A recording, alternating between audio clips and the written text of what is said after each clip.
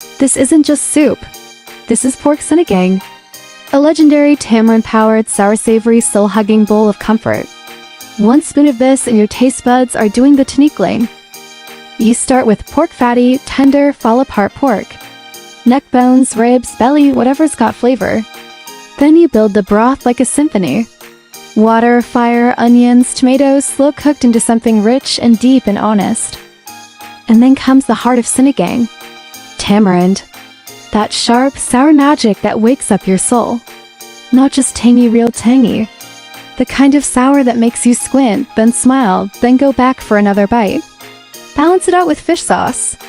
Just a splash. Boom umami explosion. Now we're not done. You throw in daikon radish, eggplant, string beans, maybe some okra if you're bold.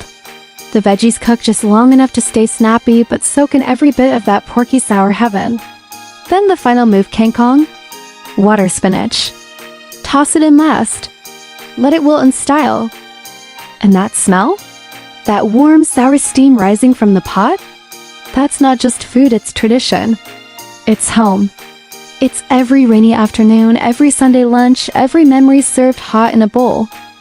Ladle it into your bowl. Big chunks of pork, a tangle of greens, a splash of broth that's both punchy and smooth. Add rice. Always add rice.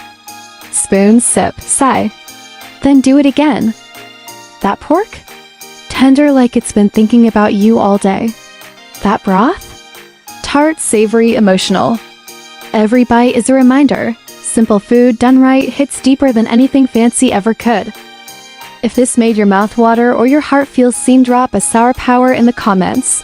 Hit that follow and come back for more recipes that taste like a warm hug with a little kick. Because pork sinigang? It's not just food. It's a whole experience.